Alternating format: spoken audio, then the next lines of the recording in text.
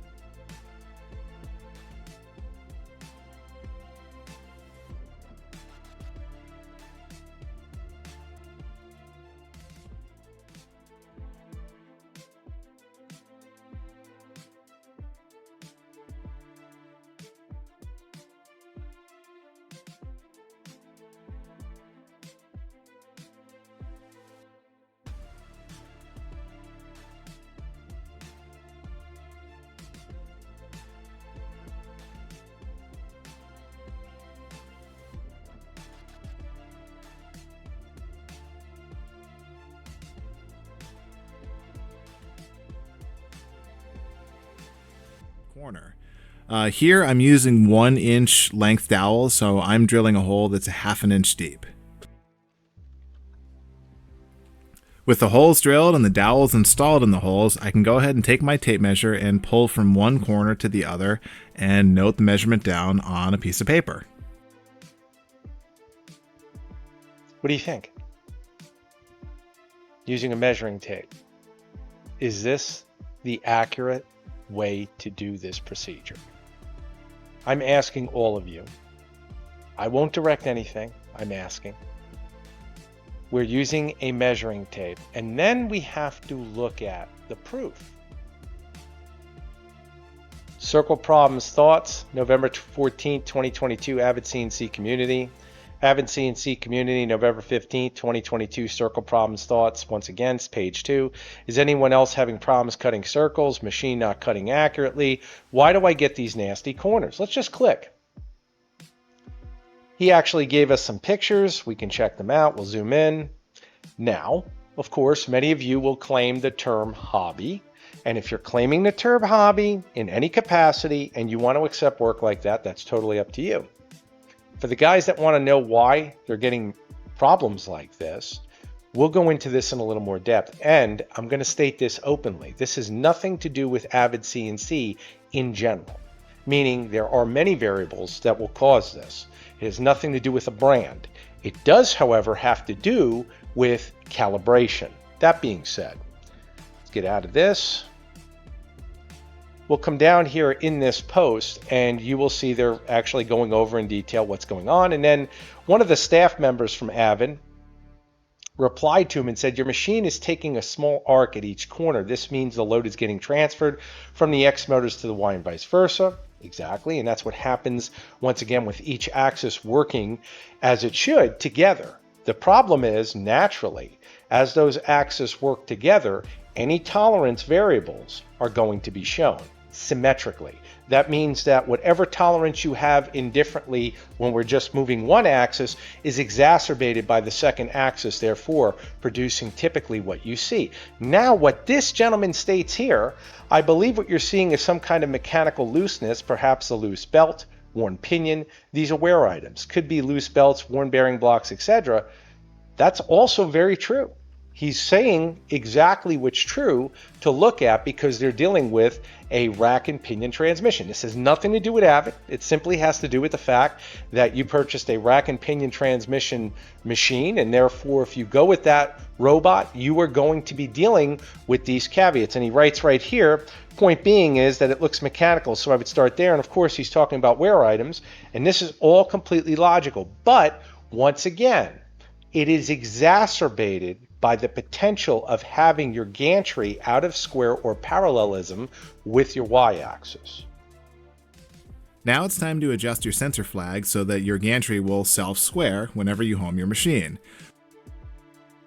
Adjust your sensor flag so your gantry will self-square whenever you home your machine. Is that correct?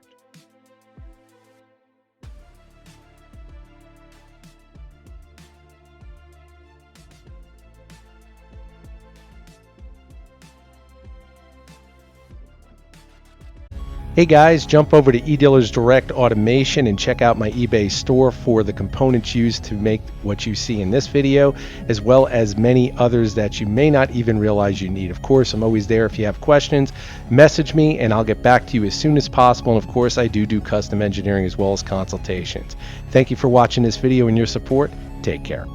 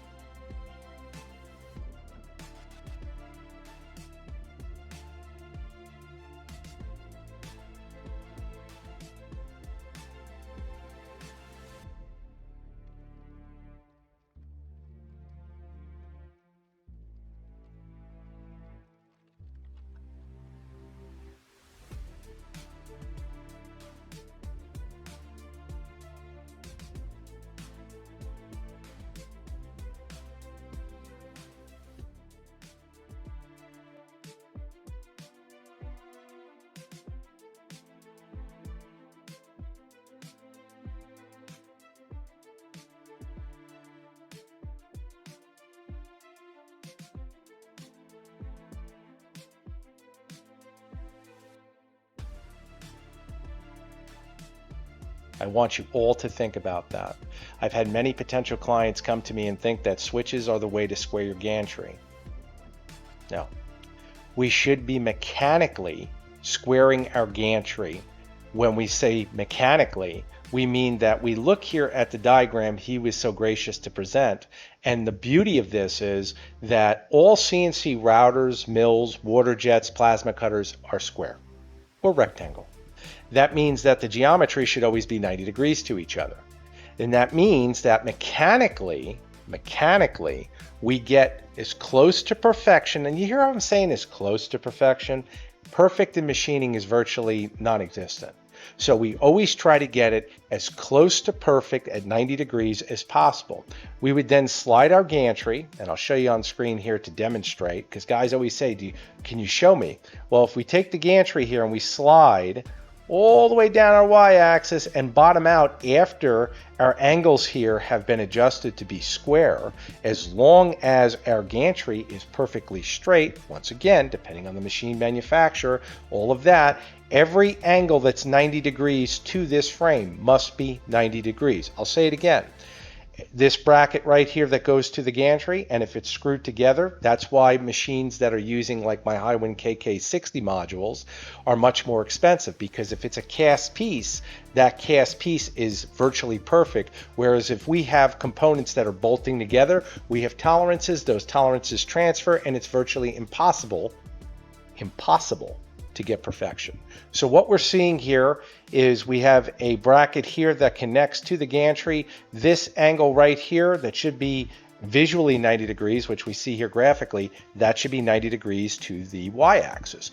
And then down here, we should also have all of these areas with, once again, a 90-degree angle present in visuality on screen should also be 90 degrees or damn close to it.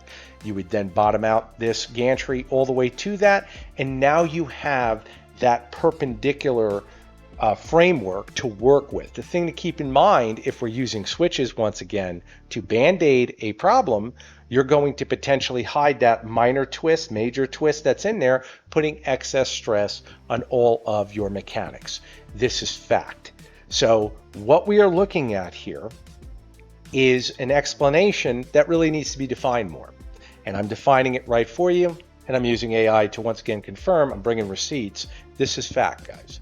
So when you interpret your machine as being square, remember, it's not an easy process when we're working with so many angles that we must adjust. Every 90-degree angle present in this description on screen, as far as illustration, must be adjusted to as perfect as 90 degree you can get, and go with that. The other thing to keep in mind, and I always recommend this, check your bearings as well as all mechanics prior to assembling. These are things that are extremely critical, especially on rack and pinion transmissions. I have seen belts have issues prior to even being installed. And many of you find that out as you're installing them, and you'll see either a belt is not absolutely perfect, there might be a manufacturing defect. These are things you just cannot attest for. You want to go over your machine with a meticulous frame of mind, because that will eliminate 95% of your problems. The gantry. I like to take a measurement of how far the sensor flag sticks out ahead of time. He's using a digital caliper, great tool, to take a measurement for a sensor flag. Is this correct? See, I don't think it's correct, and I'm going to tell you my logic. You guys do your own thing. I'm going to tell you right now, there's no way a human hand is going to stay stable to get in the exact same measuring spot as what he's doing there. Now, the sensor flag, what we're actually measuring is the distance from the flag, the triggering mechanism, to the switch. A machinist parallel set has different thicknesses, different heights that are, once again, machined perfectly. When we're dealing with something like this, that's square, you would slip it right in between the gap. You get the perfect gap between that and the switch. Now, if you want to do this, go for it. The question that I ask all of you to really think about, this is a switch. It's supposed to protect your machine. Do you want it to be good enough? Your question. An Avid CNC, for instance, right here, thousands of dollars. A crash, think about it. But the thing to keep in mind as well, and this is where guys kind of go, well, it's good enough. I hear it all the time, it's good enough. Let's talk about good enough. If that sensor flag on one side is slightly off from the other, once again, you have mechanical stress. And that mechanical stress is going through the entire y-axis, because once those switches are in adjustment, they are electronically keeping that gantry potentially twisted. Details count with CNC robotics. I cannot emphasize enough. Now you guys have something else to work with. Now that you have your flags adjusted, it's worth going and remounting your blocks, drilling some fresh holes, and checking the dimensions again. As I said earlier, you want both of these dimensions to be as equal as possible. What do you think, guys? Let me ask you a question, honest question. One of those gentlemen in that forum that I showed you the corners on, is it possible that he may have used this method to actually get the calibration that achieved those corners?